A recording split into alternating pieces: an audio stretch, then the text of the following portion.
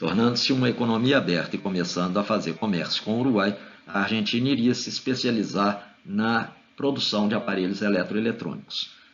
Como nós já mostramos, a curva de possibilidade de produção dela não mudaria, estava dada. É aquela original em azul na transparência e no gráfico que mostramos anteriormente.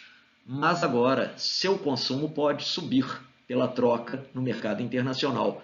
A fronteira de consumo seria representada pela linha em vermelho, também já mostrada. Como nós acabamos de mostrar que antes do comércio, os argentinos estariam maximizando seu prazer com o consumo, dado pelo ponto em que houvesse a tangência entre sua curva de indiferença e a curva de possibilidade de produção. E agora nós temos uma nova curva de consumo à disposição dos argentinos. Isso indica para a gente, então, que os argentinos poderiam estar tangenciando uma curva de indiferença mais elevada. Como a economia é fechada, então, a Argentina estava naquele ponto de tangência da fronteira de possibilidade de produção com a sua curva de indiferença mais baixa.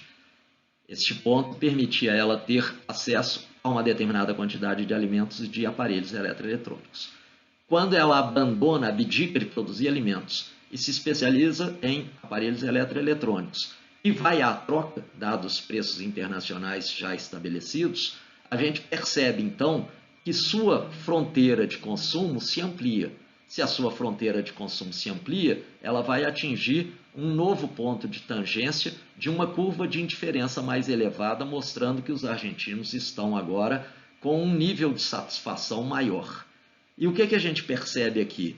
Que ao sacrificar, ao abdicar da produção de alimentos, a Argentina, a princípio, ficaria sem alimentos? Não. Ela consegue indiretamente, pelo meio do comércio, produzir mais alimento para a sua população, o que pode ser percebido quando a gente verifica que, comparado ao ponto de tangência anterior, o novo ponto de tangência representa tanto maior consumo de aparelhos eletroeletrônicos quanto maior consumo de alimentos. O mesmo vale para o Uruguai, que a gente mostra aqui apenas que, dada a fronteira de possibilidade de produção dele, ele se especializando em alimentos, dado o preço de 1 para 1 no mercado internacional, ele poderá estar numa curva de consumo, numa fronteira de consumo bem mais ampla, um limite muito maior do que se limitado à sua fronteira de possibilidade de produção anterior. Está tudo muito bom, está tudo muito bem. O raciocínio mostra um avanço em relação à teoria ricardiana das vantagens comparativas pelo fato de trabalhar agora com a totalidade dos fatores de produção e não apenas o trabalho. No entanto, algumas críticas são feitas também a essa abordagem, como já eram feitas em relação a Ricardo, porque trata de um mundo de 2 países, 2 produtos, que a gente sabe que não tem correspondência com a realidade.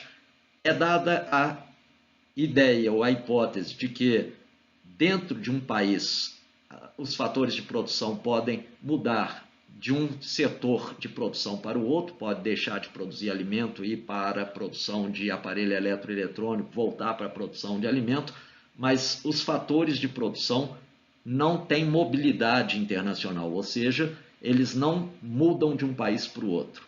O estoque de fatores ou a quantidade dos fatores é dado ou exógeno, o país não interfere nisto.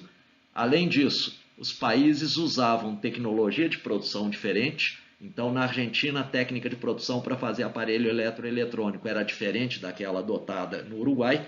A técnica de produção de plantio e colheita lá no Uruguai diferenciava daquela de produção de alimentos na Argentina. Não existiam barreiras comerciais ou custos de transporte. E os custos de produção, como nós mostramos, eram constantes.